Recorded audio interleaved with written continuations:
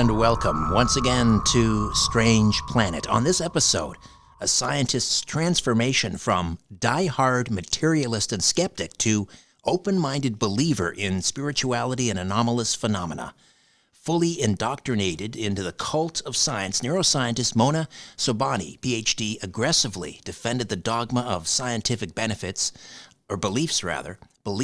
until a series of life-altering events caused her to reconsider spirituality and PSI concepts and launched her into a 2-year investigation into the ineffable mysteries of the world. Mona Savani is a cognitive neuroscientist and author, an entrepreneur, a former research scientist at the University of Southern California. She holds a doctorate in neuroscience from the University of Southern California and completed a post-doctoral fellowship at Vanderbilt University with the MacArthur Foundation Law and Neuroscience Project. She is the author of Proof of Spiritual Phenomena, a neuroscientist's discovery of the ineffable mysteries of the universe. Mona, welcome. How are you? Oh, I'm good. How are you? Very well, thank you. Let's begin at the beginning, I guess, in terms of what led you into this field. What triggered your interest in spirituality? Yeah, I was never interested in anything spiritual or religious. I didn't really have a need for it, I thought. And I was, as you mentioned in your intro, just a very serious scientist. And I I think I hit this point in my life when I kind of had this existential crisis. And I think that I started leaning on some of the more traditional things from my heritage. I'm Persian, so my parents are from Iran, and which has been in the news a lot lately. um, but so yeah, so I think in this time, I think I grew up. I was born in the U.S. and I grew up here, so I adopted a lot of Western culture values and whatnot. But I think in this kind of time of crisis, we have this tradition in our culture where it's called divination. I didn't even know what it was called or what it was at the time, but it's basically somebody, in my case, it was my mother who learned it from her mother, someone has the skill to kind of look at something. It could be tarot cards, it could be coffee grounds, it could be anything to kind of divine information about a person's life. And my mom would do this for other people using coffee grounds, not the American coffee grounds. It's like this thicker Turkish, Armenian, Greek kind of coffee that we have, which is kind of like akin to tea leaf reading. I think people are more familiar with that. Yeah. So she used to do this for our family friends, and it was always in the background of our parties. But she started doing it for me, when I was in graduate school, and I didn't pay too much attention. I kind of just took notes, was curious. I noticed that she was more right than she was wrong about predictions. Like if she would say something about the future, she would usually be more right than she was wrong. And that got my attention. And so, I mean, I didn't, investigate this like fully over the years. I just kind of took notes and observed and was like, well, this is really weird. I can't explain it with my science. But it works. So in my time of crisis, it's kind of like times of, uncertainty, or you're looking for meaning and purpose. Like, why are we here? I guess I had never thought about that before. Suddenly I was thinking about it. And, I started to, turn to my mom for that. And it was because I had these two hugely emotional life events that threw me into crisis. I mean, I'm sure it was a number of other, lots of factors. It was like the perfect storm of things happening at once. And I turned my attention to this art of divination that was part of my cultural heritage more seriously. So, and kind of started thinking about it and thinking, so for example, one of the events was my mom basically predicted that somebody was going to pass away. And it was somebody who I knew who was killed. And so because it was life or death, I started to wonder, was it fate or destiny? Do those things exist? Like I'd never thought about that before, because I didn't think that it was possible that that could be true. But then I started thinking about that, and I'm like, well, if she could see this weeks in advance of this event happening. What does that mean? Like it was written, into the fabric of the universe or forever, or did something change, and how could we have information ahead of the event? Does time not work the way that we think it does? And then I started to feel, uneasy too, because then my understanding of reality was flipped upside down and I had nothing to rely on. So I did what I'm trained to do, which is to research and ask questions and be curious and, interview people and listen and read and think. And that's what I started doing because I didn't know what else to do. Right. So you started speaking with mediums and psychics uh, Yeah. and also people from scientific backgrounds, behavioral health practitioners, scientists. Can you share maybe Yeah. some of the more fascinating takeaways you learned from those interviews? Yeah, absolutely. So, yeah, because the way into this was through divination, or intuition, intuitive skills, whatever you want to call it, I started there and was curious about other people's skills. So my friends and I started going to see intuitives, or better known as psychics, to kind of see, are they total frauds like everyone says they are, or is there something there? And we did like fun pseudo experiment for ourselves. We would go a few times, different readers, same reader, different times. We'd swap readings. And, eventually we figured out there's a lot of factors that influence things, but when they're right on multiple variables. And the odds of when they're right and how they're right were just, way above what I would expect if it was random chance. So um, I started interviewing them because as a neuroscientist, I was interested. First of all, I thought no one had studied this. I was like, there's no way anyone has ever studied intuitives because no one takes them seriously in Western society. So I thought nobody had studied them. So I just started interviewing the ones I had met and kind of asking them like, well, what does it feel like? Do you go into another kind of state? Do you actually, when you say you see things, are you seeing it with your eyes or is it in your mind? Those kinds of questions. And I was surprised to learn, what I was mostly surprised by was that they all had, well, the ones I spoke to, they all had very similar beliefs, which was they believed that we reincarnate, that we come to learn lessons for our souls to evolve. And so then I wondered if they had all gone to like psychic school or something. I didn't know anything about this world. Like I was like, are they credentialed? Like I don't, I don't know. They're probably not tested. Otherwise, people would trust them more. Um, and I kind of I was surprised to learn that they don't. A lot of them, were like, no, I was born with this gift. I started when I was a kid. My family is not spiritual. My family doesn't believe me. And it was sad because a lot of them were like, I know this is my calling. I just want to help people heal. And then, the society treats them like they're frauds. So I felt really bad for them actually, as I got to know them better, because it did feel like they were doing it because they felt like they're supposed to be doing it. They loved doing it.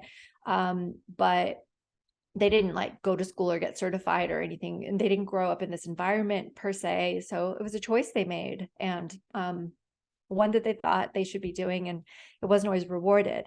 And then after speaking to them, I was having multiple crises at once. Okay. One was existential. Then one was an identity crisis because I felt like a science fraud speaking to intuitives.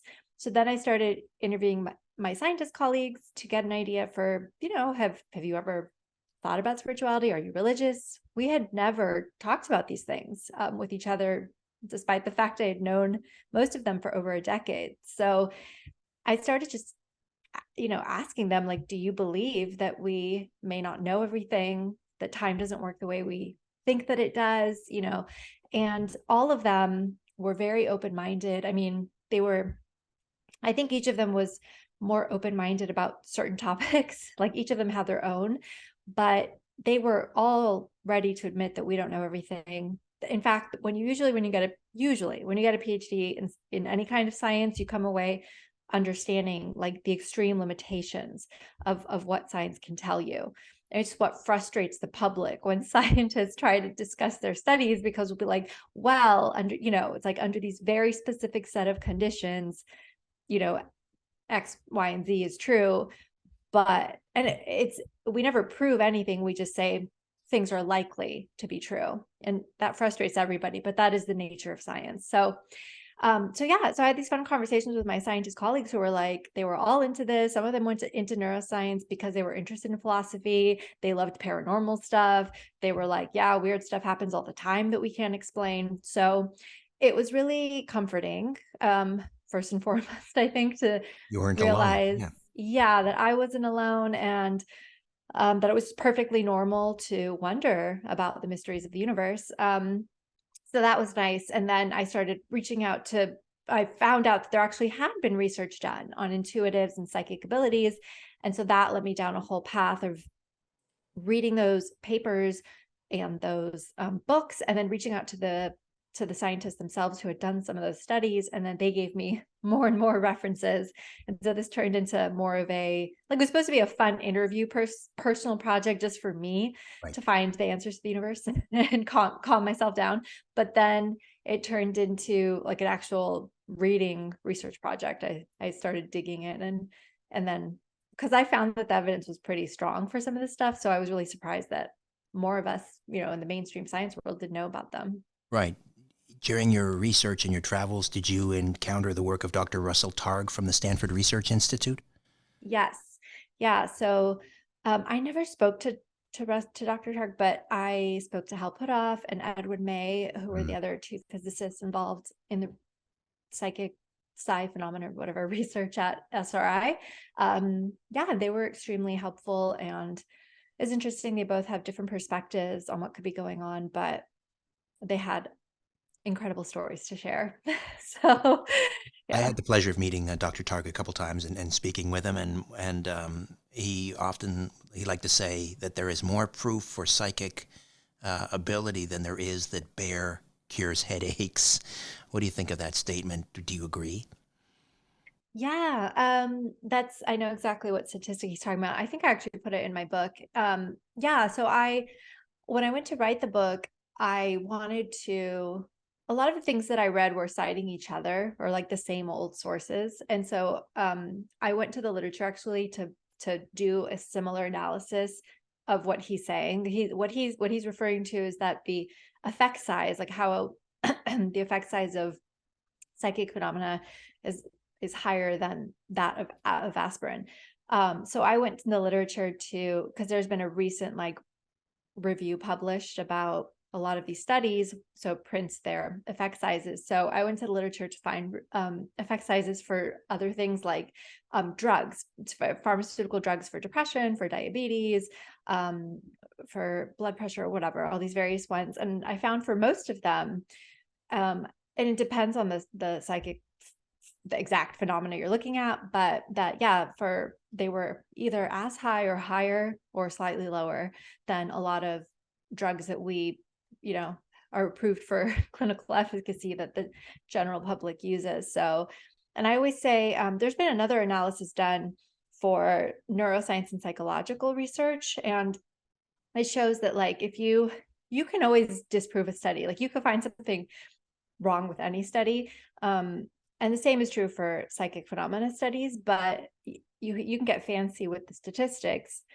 But there was this analysis I read that said, and it's true, if you do that and you throw out those results, then you have to throw out a lot of other results from the neuroscience and psychology literature because they don't reach those standards either. So so it's it's a really weird situation that they use very similar protocols that we use in some psychology and neuroscience studies, and same statistical analyses. And so they're pretty comparable. It's just that we don't have an explanatory mechanism. Like we can't explain it with Newtonian physics. So that's why it's ignored. So you mentioned you had this identity crisis as you're exploring the paranormal and unexplained phenomena and psychic abilities and so forth as a cognitive neuroscientist.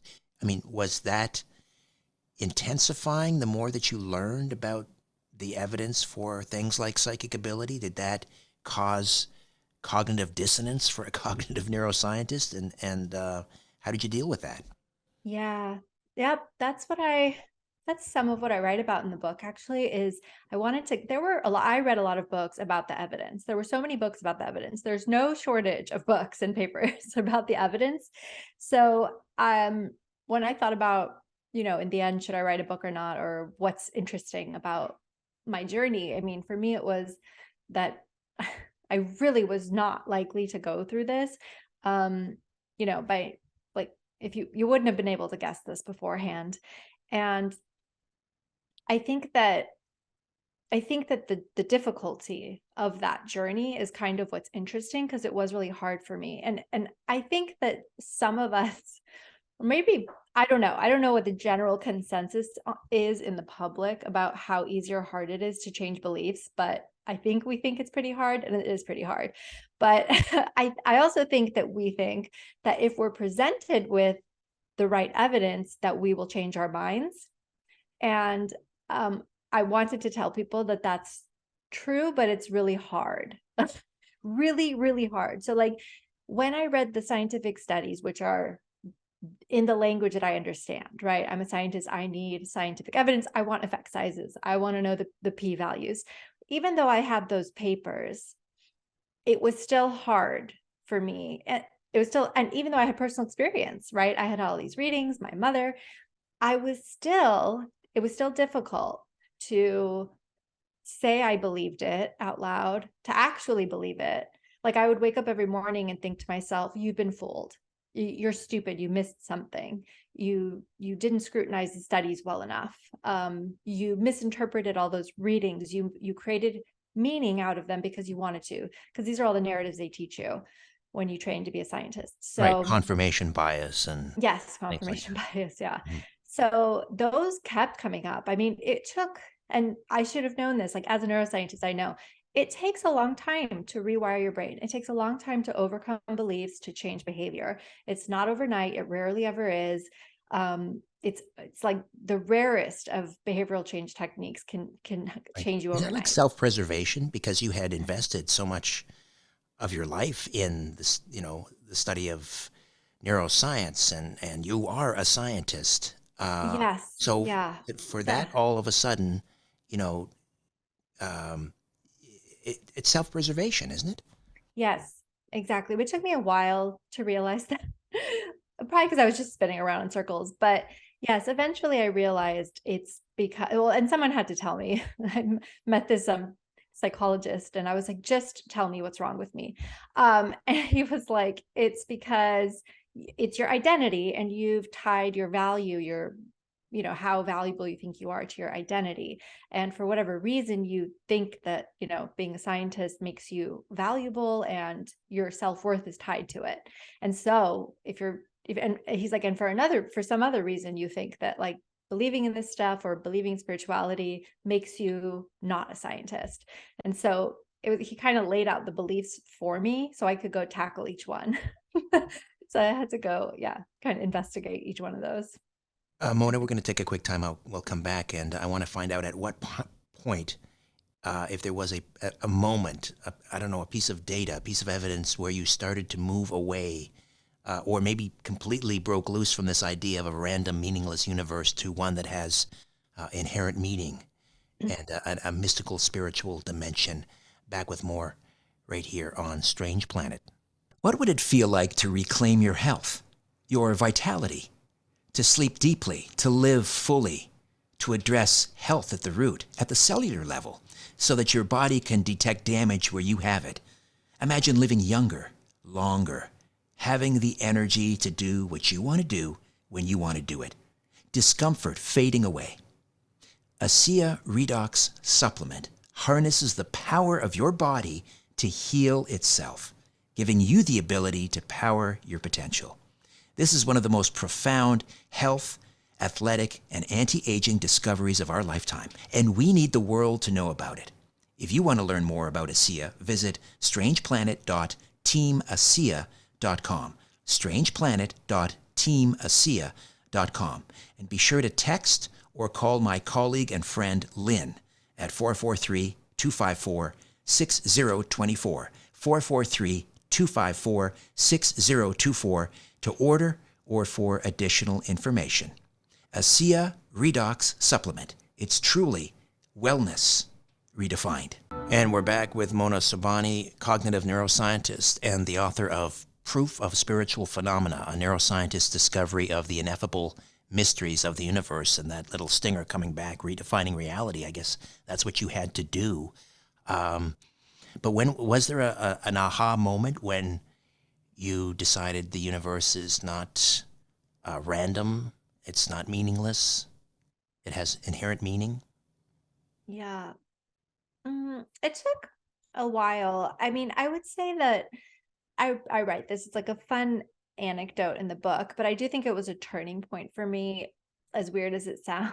Like, even though I had read all this evidence and had all these other personal experiences, there was I have always meditated, but for many years, even before this journey. But one morning in meditation, or I was learning through the spirituality things, the things I was reading, that you could ask the universe for a sign. So I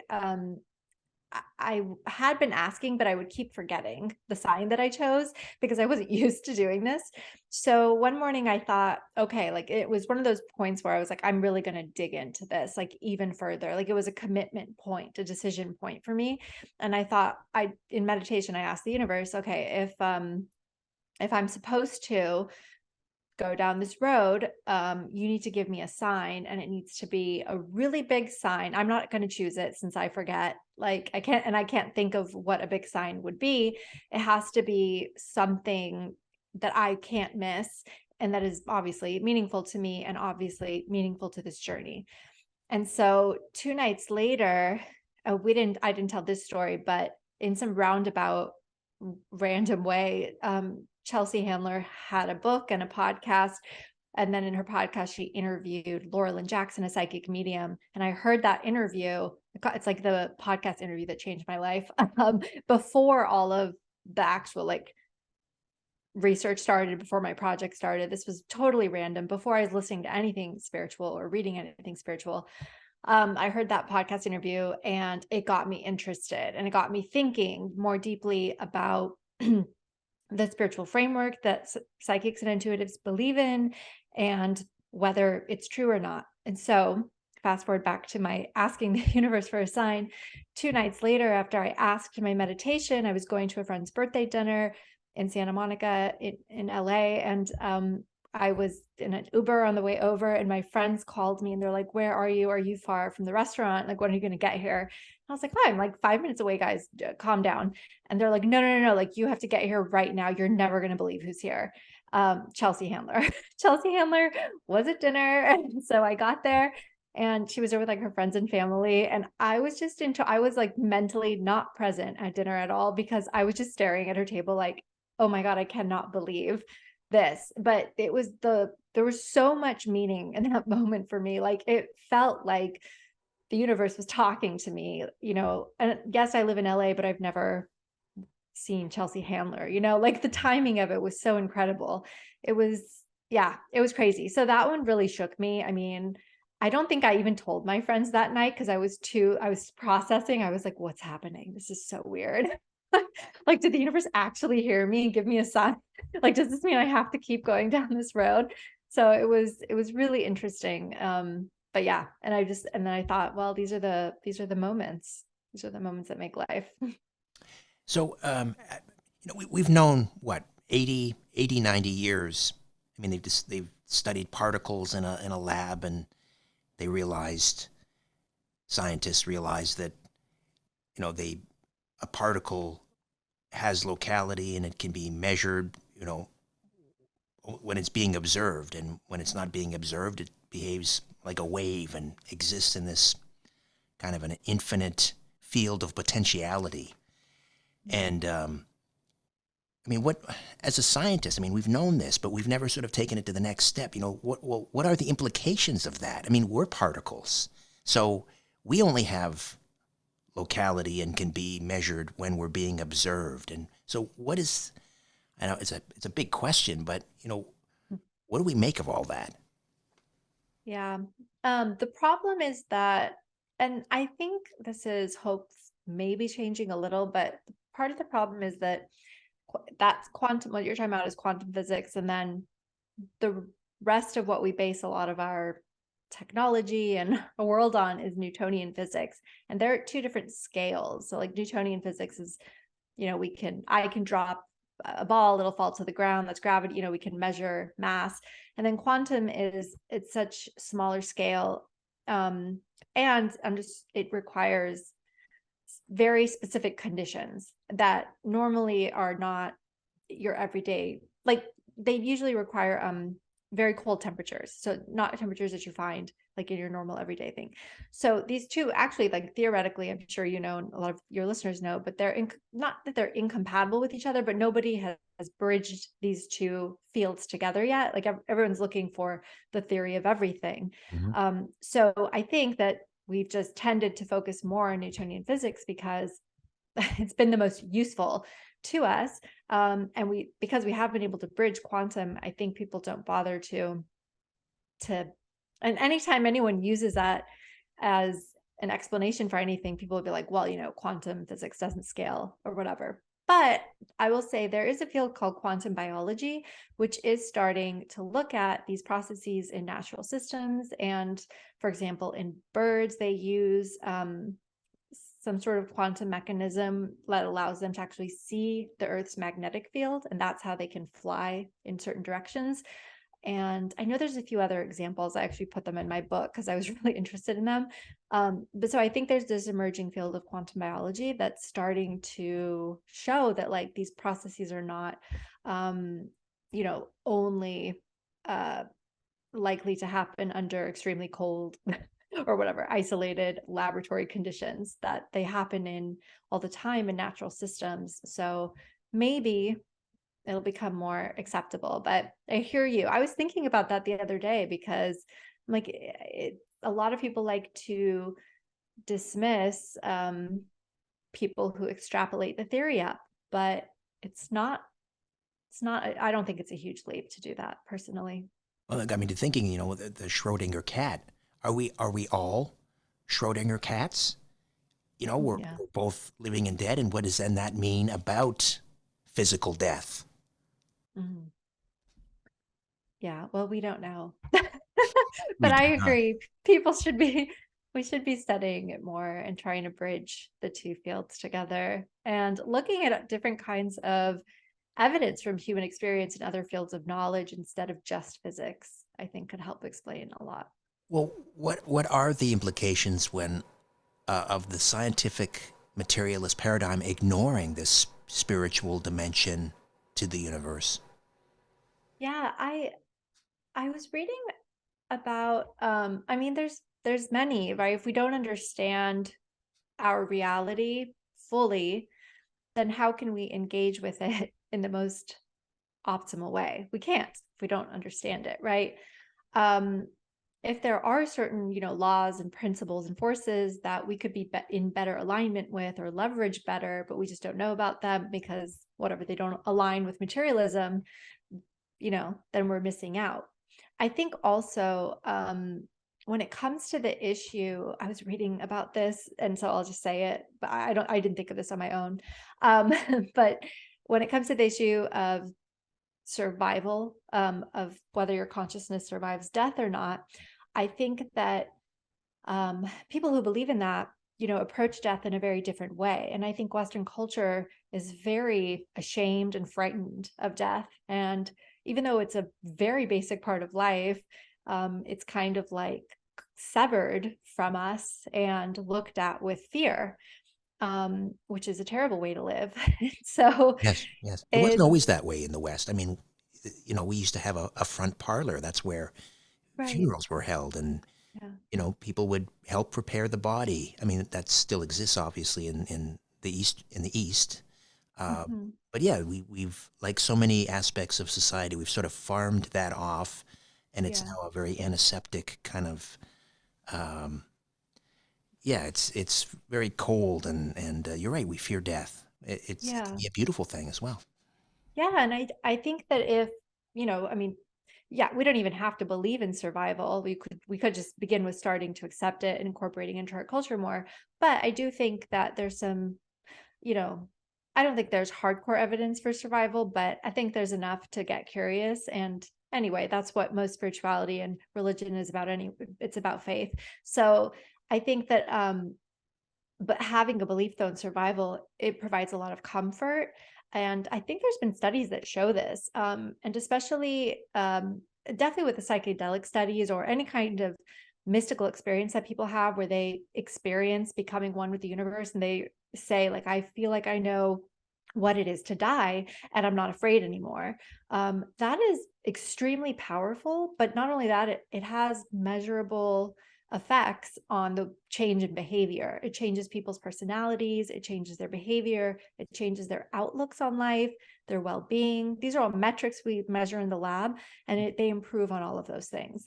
So I think it has very measurable benefits to to think about these things and to believe in something and not be so afraid. Let me ask you a big balloon question, and that is, as a cognitive neuroscientist now, where do you think the mind originates? Yeah, I mean, I don't have an answer for that, but I will tell you that since this journey started for me, that I realized in graduate school, in a neuroscience training program, we never talk about the mind. We only learn about the brain. And it wasn't until this journey where I suddenly was like, wait a minute. um, in fact, we actually look down on psychology sometimes in neuroscience. And now that I'm on the other side of this, I'm thinking that's ridiculous. Like we keep saying the mind arises from the brain, but we don't even bother to tie in all the literature on that. And there's been a lot, there's been a lot of psychology and psychiatry and a lot of case studies and a lot of interesting things that we never look at in neuroscience. And I honestly think it's a tragedy. Like, and I think they need to change it immediately because it's dumb.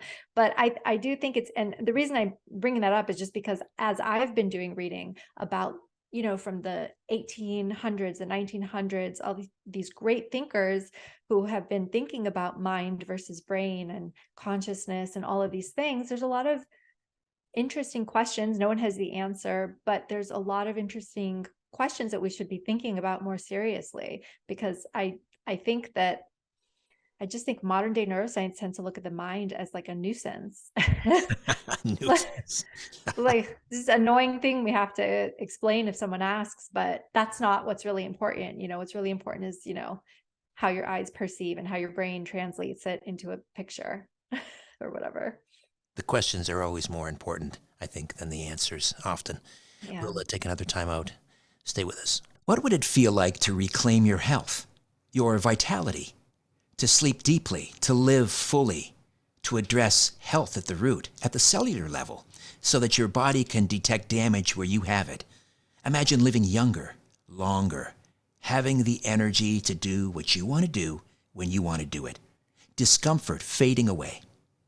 ASEA Redox Supplement harnesses the power of your body to heal itself, giving you the ability to power your potential. This is one of the most profound health, athletic, and anti-aging discoveries of our lifetime, and we need the world to know about it. If you want to learn more about ASEA, visit strangeplanet.teamasea.com, strangeplanet.teamasea.com, and be sure to text or call my colleague and friend Lynn at 443-254-6024, 443-254-6024 to order or for additional information.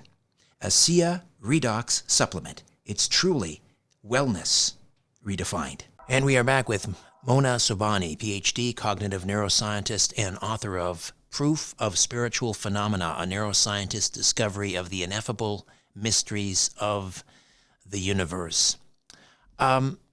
So where are you now then as a cognitive neuroscientist?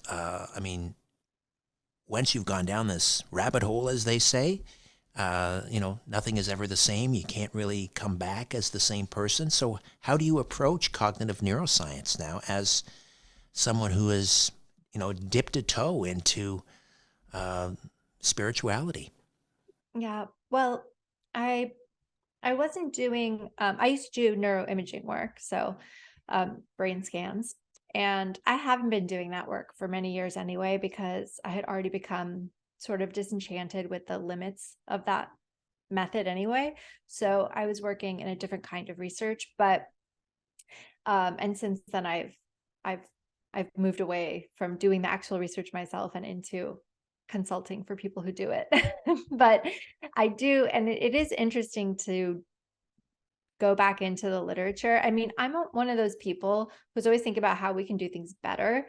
So now that I have this knowledge, when I go in and I read normal mainstream neuroscience papers, I'm always thinking about all the things that are missing from the paper in the introduction, and all, like all the fields of knowledge that haven't been consulted, all the psychology questions that are not being incorporated into this exploration. So it is difficult, even from just a purely, like, not even esoteric standpoint, like just from a purely place of we need to expand and improve neuroscience. From that place, it's already difficult. But then also bringing in the spirituality and all the other things that I've learned, it is, you have to turn that, I have to turn it off to do my work, because I can't, it's it just interferes, because I just get angry. I'll just be like, this is only one point of view. Why don't they just, mention that? Like, there should be some, like, a statement at the top that says assumption, this is through a materialist worldview, like, I don't know. So it's a little difficult, but I also understand that I'm also one of the people that's like, I understand that this is where we are and you have to start where you are. And so, how do we go from where we are to where we should be? So, I think I'm remembering this correctly, what you said earlier. I don't want to put words in your mouth, but I think you said that there's not enough, hard evidence yet to prove that consciousness survives death. Do I have that correctly first before I proceed? yeah, I mean, I would also say I'm not an expert in the survival literature, but from what I've read, there's like a debate between whether it's consciousness is surviving, or if it's something called super psi, like you're getting information, but it's not necessarily coming from the survived personality. Right, right. Yeah. Okay. So, with that in mind, talk to me about what you've read, what you've discovered regarding the healing benefits from things like past life regression therapy. Yeah.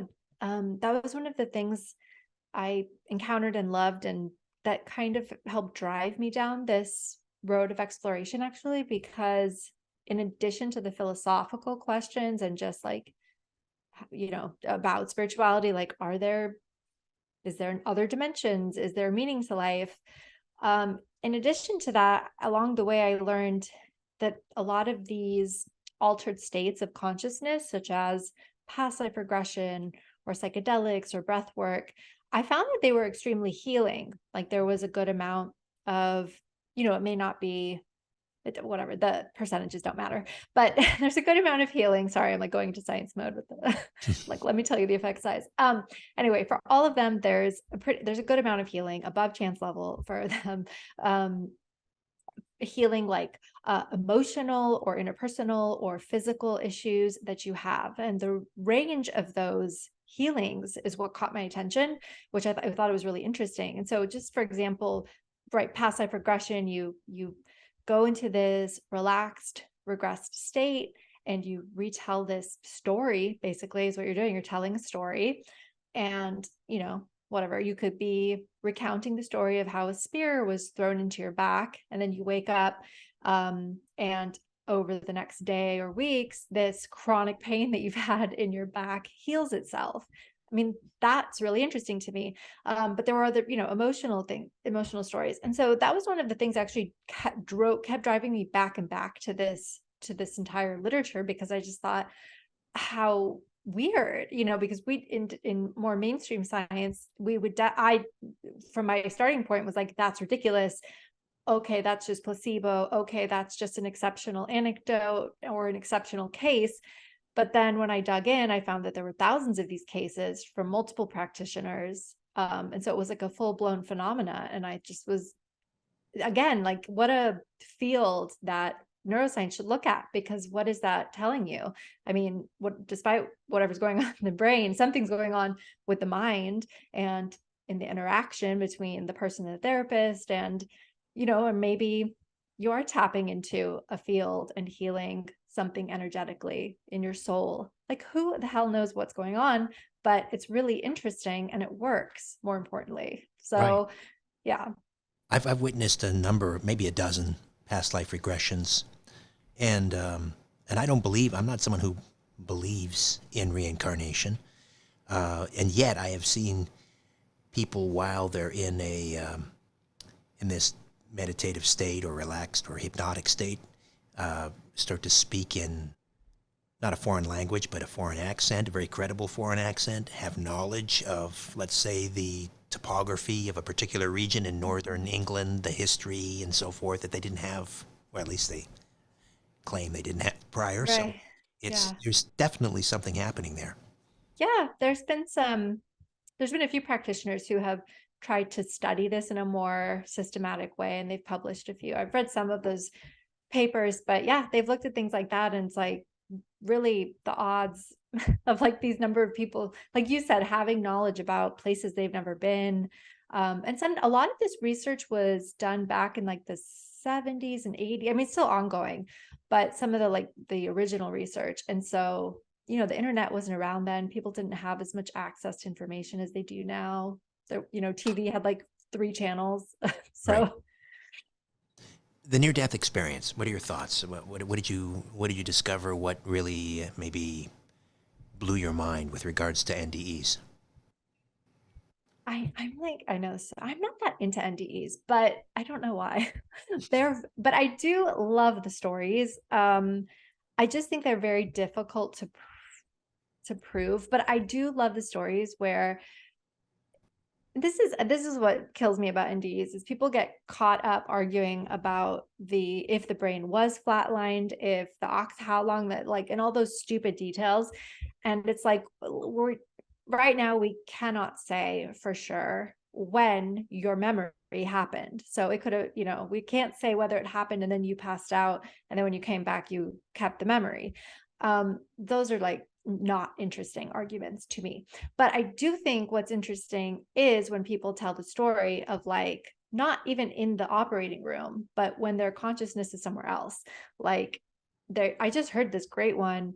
This woman was in the back seat of her sister's car and saw what she was wearing and heard her on the phone or something saying, "I'm coming, hang in there, I'll be right there." And then it turns out that she was driving, that she got the news that her sister, I forget what happened to her, but whatever, she had some hit by a car or something. And she gets to the hospital, is wearing the outfit the woman saw. And turns out she was on the phone with her daughter. And anyway, she reported a bunch of other things that she happened to see that were not at all in the hospital. So, like, those kinds of stories to me, which there are many, many, many stories like that, those are very, very interesting to me. And people, you could bend over backwards to, um, discount them, but it becomes but there are people who have studied this for a very long time, and it just becomes really difficult to do that with every single case. So I do think there's something there. And I think if you're looking at the other types of evidence too, this is not out of line with that. If it was like a standalone thing, and that's my thing with each of these, if it was a standalone thing, you could try to discount it till the day you died. But all of them together, again, it's a statistical thing, right? Each one times each one times each one makes it less and less probable that they would all be true. So that's what's interesting to me. So how did this exploration change just your day-to-day living? Well, I definitely take it a lot more seriously, actually, but also try to have more fun, I think. I think, like, my big question at the time was, what is the point of life? And an answer that I came to was to enjoy life while you're here, like enjoying every moment and enjoying emotions, even if they're negative, which admittedly is hard to do.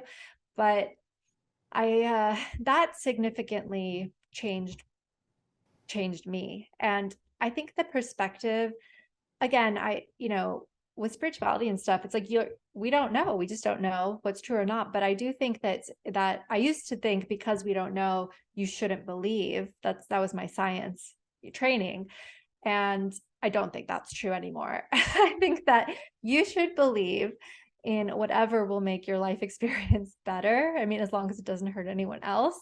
And so for me, that narrative of what if I'm here to learn lessons helped me ask in every situation, what am I supposed to be learning here? And that's a huge psychological reframing, a huge perspective shift. And it really helps, address annoying day-to-day things that happen or even bigger life events. So for me, that's been the biggest shift and an extremely, extremely valuable one for me. Proof of Spiritual Phenomena, a neuroscientist's discovery of the ineffable mysteries of the universe. Mona, how do we get a copy? Yeah, it's sold wherever books are sold, but you can also grab it from my website, which is Sobhani, Ph.D.com. And I also write a psychedelics and altered states newsletter, so you can sign up for that on the website too. Fantastic. Mona, great meeting you. Thank you so much. Thank you for having me. A new Richard Syrett's Strange Planet drops every Monday, Wednesday, and Friday. Subscribe at strangeplanetpodcast.com.